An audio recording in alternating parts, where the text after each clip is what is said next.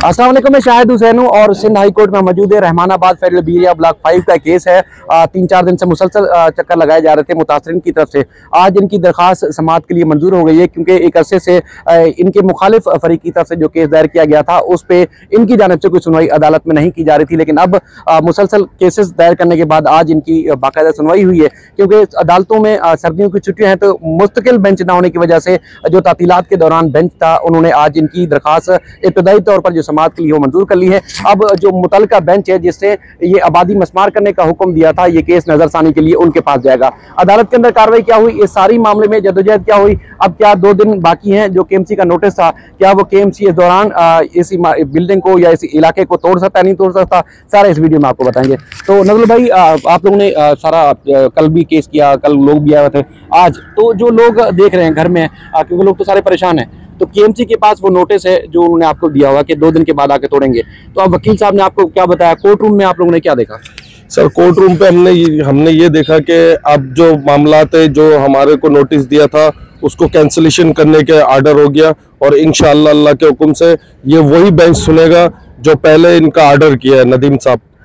और दूसरी बात ये कि ये कुछ चंद लोगों के खातिर ये सिर्फ ग्राउंड मांग रहे, चंद लोगों के खातिर वो सिर्फ और सिर्फ शाहिद आफरीदी साहब को बदनाम कर रहे हैं और वो अपने रिश्तेदारी बता रहे हैं। तो रहा बात ये है कि भाई हमारे सब भाइयों से गुजारिश अर्ज है कि देखिए, हमारे सर पे छत नहीं रहेगा तो हम इधर क्या करेंगे। फिर हमें वो ही धमकियां देते हैं कि भाई आप लोगों को 1971 के जैसे मार के इधर से भगाएंगे।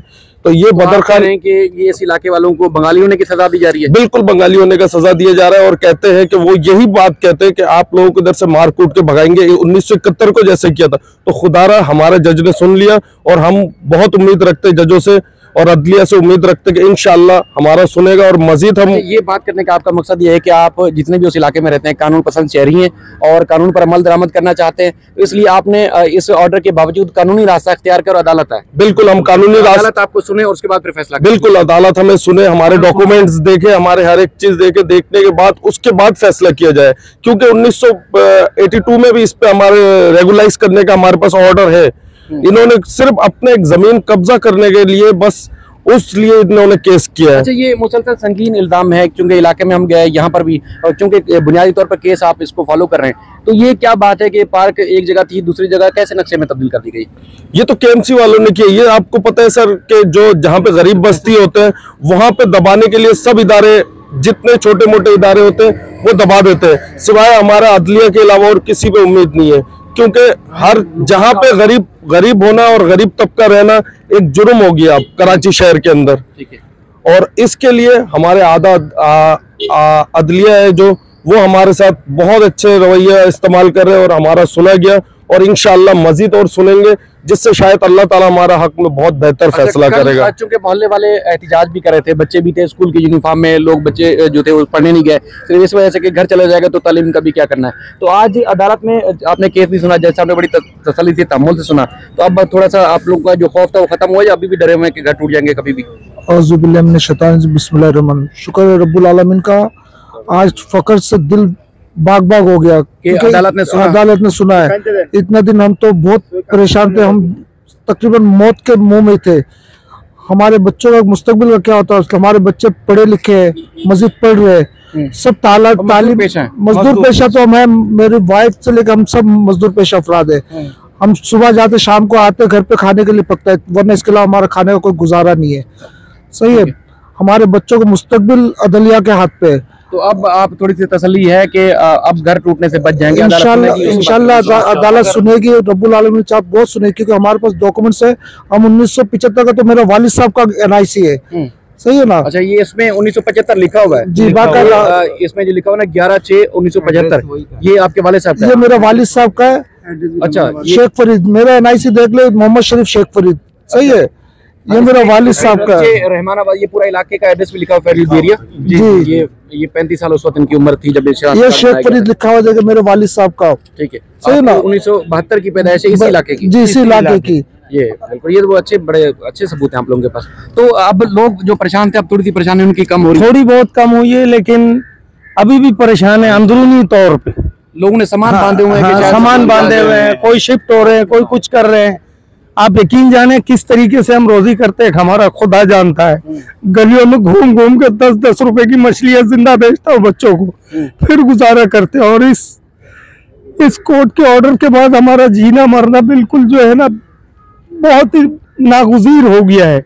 हमें जज साहिबान से, आला हुक्काम वालों से, अल्लाह के बाद इन्हीं के आगे हम हाथ फैलाते हैं और इनसे अर्जी करते हैं कि हमारे हाल पे रहम की जाए, हमारे घरों को मिसमार ना की जाए, हमारे घरों को मिसमार ना की जाए प्लीज। हमारे छोटे छोटे बच्चे, हमारी 3 नस्लें खत्म हो गई।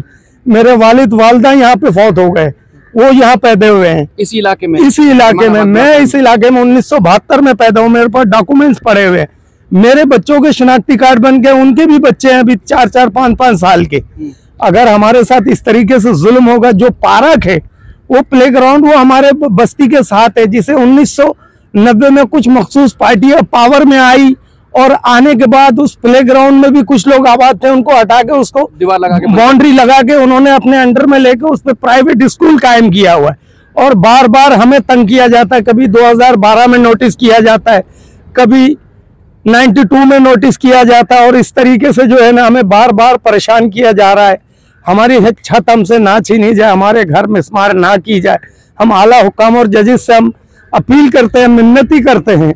और नहीं, आज अदालत ने सुना है और आज चूंकि एहतिजाज भी किया आप लोगों ने, कल भी बच्चे भी साथ थे, तो अब थोड़ा सा सुख का सांस मिला कि आज, क्योंकि पल भर के लिए सुख मिल रहा है। सुनवाई नहीं, आप अदालत में आप लोगों ने खुद सुना केस, जज साहब ने कहा कि वही जज सुनेंगे और फिर फैसला करेंगे क्या करना, तोड़ना नहीं तोड़ना। हमें जो है ना इतना हौसला मिला कि हम जब इधर कितने दिनों से जो है ना यहाँ पर भी आ रहे हैं, हर जगह में एहतजाज भी कर रहे हैं, और जब हम घर भी चले जाते तो हम लोग घरों में नहीं सोते हैं।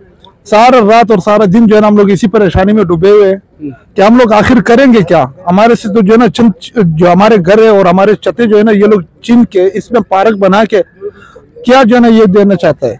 ठीक है, इससे तो कोई फायदा तो नहीं है।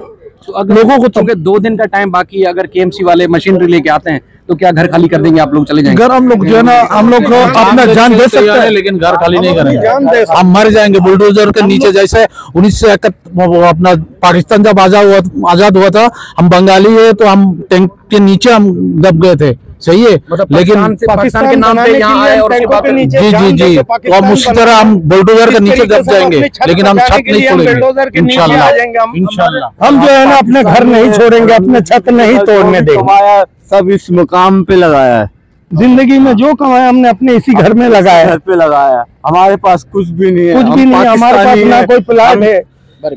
अच्छा, हम बचपन से यहाँ रह रहे हैं, जो भी कमाया सब कुछ इसी घर पे लगाया है। हम कह रहे हैं कि है ही पार्क, असल में ये रहने की नहीं, ये पार्क नहीं है सर, ये 60 साल से आवाज है।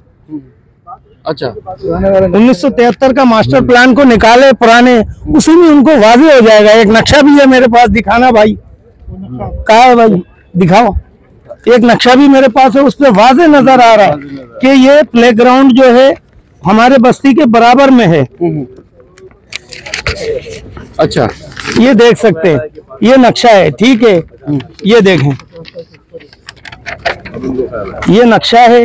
अच्छा, ये हमारी बस्ती है, ठीक है, ये मेन रोड है, ये मस्जिद है, ये मस्जिद के साथ मिनी पार्क है, ये पीछे प्ले ग्राउंड है, ये हमारी बस्ती है, ये यहाँ से लेके यहाँ तक ये पूरी हमारी बस्ती है। तो अब वो कह रहे हैं कि पार्क यहाँ अब वो कह रहे हैं कि जो 1990 में जो कुछ मखसूस पार्टियां पावर में आई थी, उन्होंने इसको बाउंड्री मार के उसके बाद जो अपने अंडर में लेके प्राइवेट स्कूल कायम कर दिए हैं, और इस जगह को जब से लेके अब तक आज तक यही शो कर रहे हैं कि पार्क ये बस्ती है, ये प्ले ग्राउंड, ठीक है, ये पार्क है, ये प्ले ग्राउंड है, और ये हमारे बस्ती को हमें मिसमार करके उसके बाद जो है ना फिर जो है ना इसे साबित किया जा रहा है कि भाई हम पार्क में बैठे हुए, पर दर हकीकत हम पार्क में नहीं बैठे हुए, हम कच्ची आबादी में बैठे हुए।